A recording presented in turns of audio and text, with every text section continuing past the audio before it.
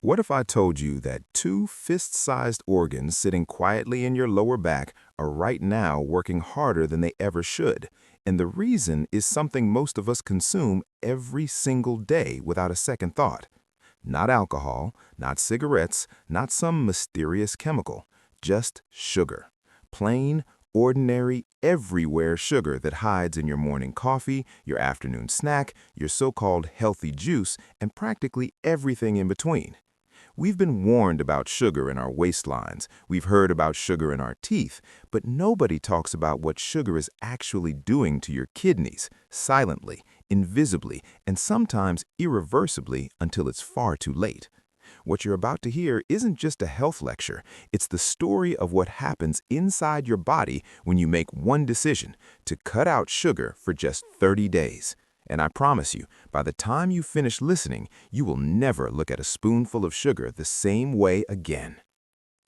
Let's start with the basics, because before you can truly appreciate what sugar is doing to your kidneys, you need to understand what your kidneys are actually doing for you.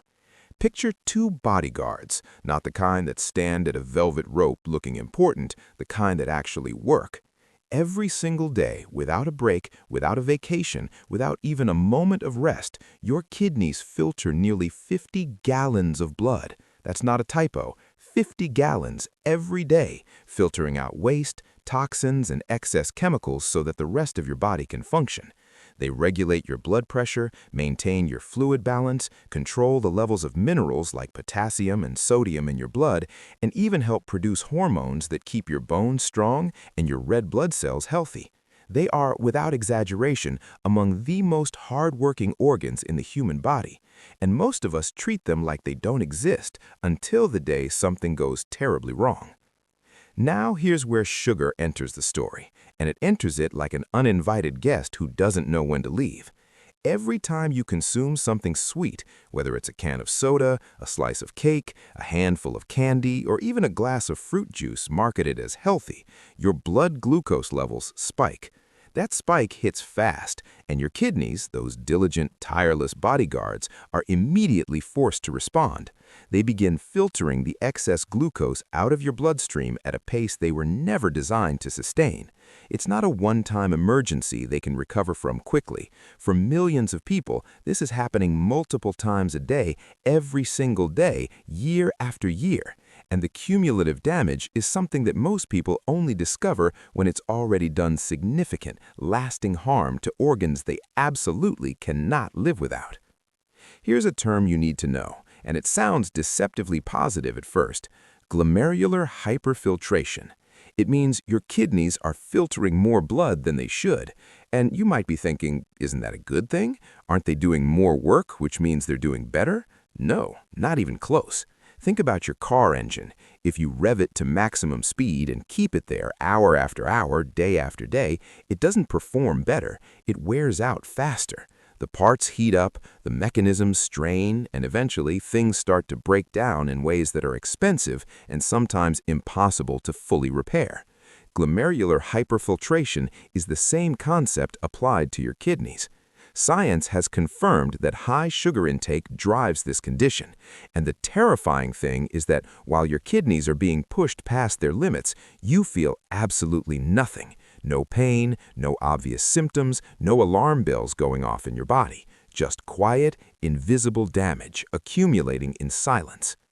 The structure most at risk inside your kidneys is something called the nephrons, microscopic filtration units, millions of them packed inside each kidney, each one responsible for cleaning a tiny portion of your blood. Think of them like the individual threads in a very fine, very delicate coffee filter.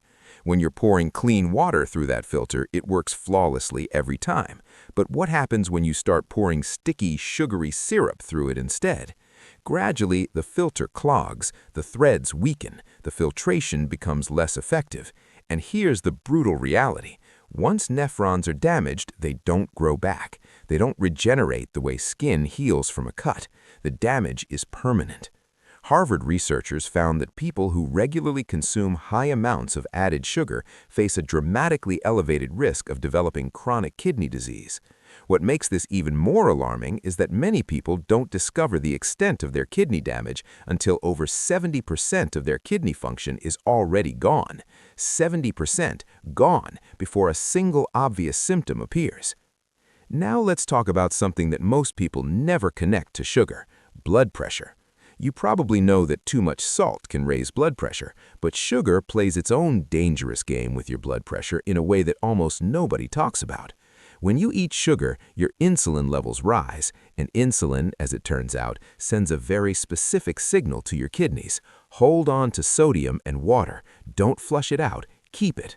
The result is that your body begins to retain fluid, your blood vessels are carrying more volume than they should, and your blood pressure creeps upward.